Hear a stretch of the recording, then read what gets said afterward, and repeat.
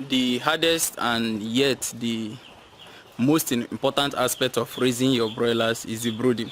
So in this video I'm going to teach you how to effectively brood your chicks properly for them to perform excellently throughout the course of the production, and the video is starting right now.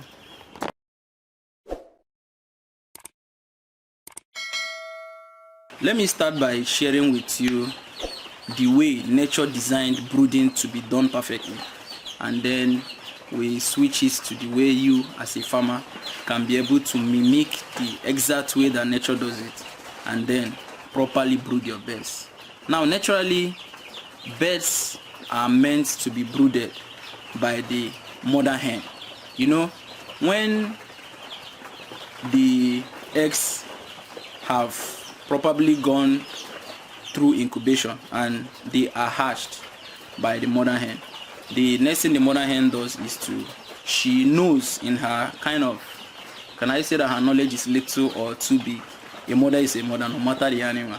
The mother hen knows that these chicks that recently hatched cannot be able to fend for themselves. So what does the mother hen do? The mother hen protects them from everything, provides them with everything they need, starting with providing heat. Number one, that's the first thing the mother hen provides. And how does the mother hen provide this heat? Since we know that she cannot go and bring heat and serve the chicks, she brings the entire chicks close to herself, and then she uses her feathers, all the furs on her body and her wings to cover the chicks. In doing this, she's sharing her body heat with them. She is so perfect in doing this. The mother hen is so perfect in doing this that she already knows when to regulate this heat that she's sharing. She knows when is the best time to increase the heat and the best time to gradually reduce the heat, depending on the age of the birds. Now, the next thing the mother hen shares with these birds is ventilation and lighting.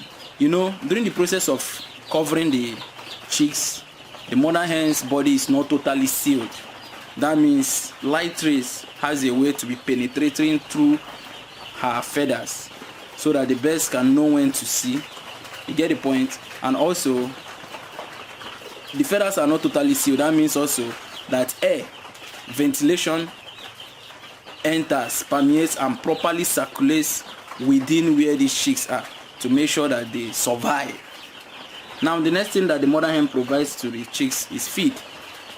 In her own wisdom, most times, you know, when natural broodings are done, most times you see that the birds are the ones scattering for themselves. They scavenge for their feed. So the mother hen takes the chicks along the way. When it's time to cover them, she covers them. When there is feed, she breaks the feed to a very small size that she is certain that when these chicks consume this feed, it will not choke them. If the feed along the way is too large, the mother hen will continue using her beak to crack that feed until it is small size, very small, so that the chicks themselves can be able to consume it effectively without having any issue throughout the digestive tract. And also, the mother hen, one way or the other, finds suitable water that the chicks themselves can drink. Now, this protection, the duration of this brooding for the mother hen continues. You know, as the chicks go, as day goes by, the chicks gradually increase in size. And when they are increasing in size, that means the mother hen can now not probably cover them properly. And as this is happening, you'll be also noticing some certain developmental changes within the chicks. Like you'll be seeing they will start feathering a little by little, and this continues for a set amount of time till the chicks reaches a certain size. When they get to that size, you see that this development have completed itself, and now the brooding duration is now totally complete for them. But another thing that the mother hen does is she offers protection to them against external forces, against predators, against human beings, against animals like cats, dogs, and other wild birds coming close. That's where when you see them coming towards the chicks, you see the mother hen get furious and get bigger, ready to fight with her entire life. Although after the brooding, this protection continues all through the life of the mother hen, or maybe probably till the farmer either sells or slaughters it. Now let's bring this back to you, the farmer. how do you now mimic exactly this thing that the mother hen is doing and then effectively brood your chicken? You know, mother hen broods a little set of chicken at a time, but as a farmer you can afford to go and get up to 50 birds, up to 50 chicks, up to 100 chicks, up to 500, 1000, 20,000, depending on your pocket. So now what we are only trying to do during the brooding is just to mimic everything that the mother hen was doing. Number one, you also need to know this, that there is no specific brooding house setup. There is no specific brooding setup.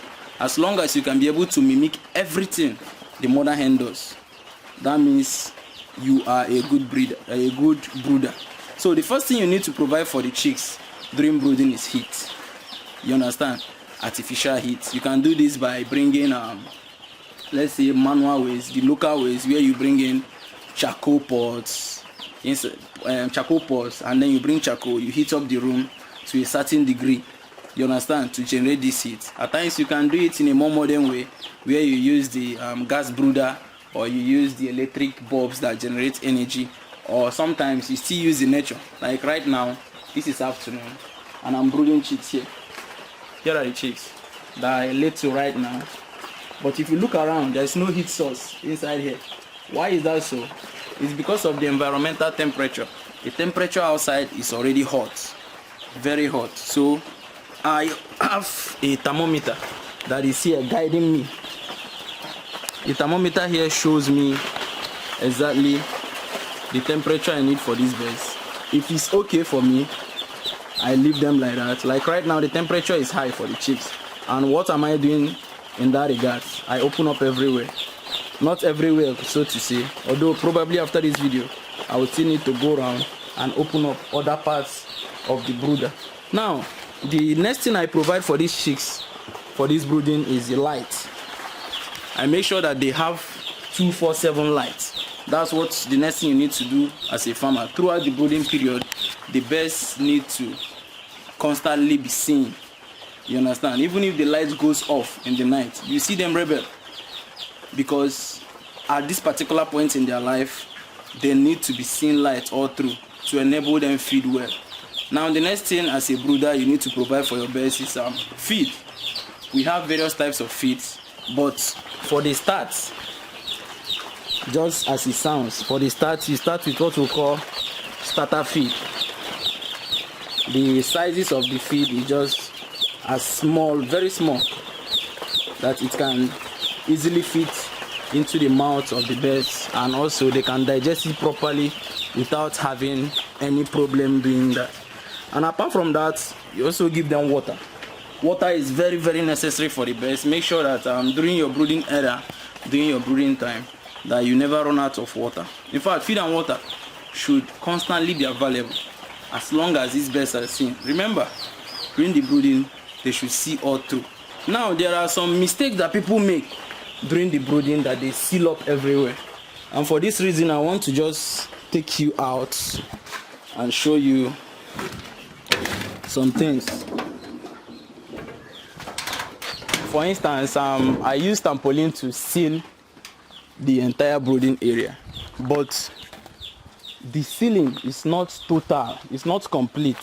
I just want to mimic the mother hen so that there will be space for the natural ventilation to come in. If you can take a look at this area now, you notice that the trampoline is covered, but not totally covered, because over here, you see this space, I left it for air ventilation on purpose. Look at this space also. You see, it's open here, it's open here, it's open here, and the opening continues, because over here you still see it's open over here, here. So what am I trying to say? Ventilation during brooding is very, very vital. You don't need to totally seal up the entire place because you are trying to generate heat. You should always also make sure that there is space for the ventilation to properly circulate. Now during the course of raising the chicks, you notice if you don't provide any heat to them, they will all cluster together. And in this, what they're trying to do is just to come together, share their body heat to generate enough heat for them to be able to stay alive. But as a farmer, you are the mother hen, and you don't want them to do this, because if they're doing this, it's going to be impairing with their growth and development. And most times you see them consuming more feed to use it to generate internal heat inside, and at the end of the day, after consuming the feed, they will not put on any weight. So in order to avoid this, you need to provide enough heat for them. But the heat you are going to be providing for them is never constant, because as they advance in age, you reduce the heat until you keep reducing it until it gets to 26 to 28 degrees, which is considered the room temperature. At this particular point in time, the bird should be 2 weeks old, and on the average, you should be getting like 465 grams of weight. So I'll be sharing to you in the description of this video as a PDF for you to go and download the different temperatures depending on the age of the birds, starting with the arrival temperature, which normally should be 35 degrees centigrade. After the first 5 hours, when the birds have settled down properly, you bring it down to between 22 and 23 degrees centigrade within the first day, and then gradually on other days, like on the 5th day, you still bring it down to 31 degrees centigrade to 32 degrees, and you continue bringing this down until they get to that average weight of 465 grams. So I'll be sharing specifically the temperature you should be switching to be able to achieve this. Brooding takes a lot of time, effort, and motivation to do. But if you want to see how it is done daily, in this course of this video, I mentioned a lot of things, like there are a few materials that you need for brooding. I've been mentioning temperature. There is a material for temperature. I mentioned light. There is something for light. I mentioned the weight. There is something for weight. That means there are materials that you need for brooding. There is day-to-day activities that you need to do. So if you need something to guide you properly, I encourage you to go to the description of this video and sign up to the broiler video course. It is there to guide you for your own good, to make sure that you secure your investment. That's it for this video, guys. See you next time.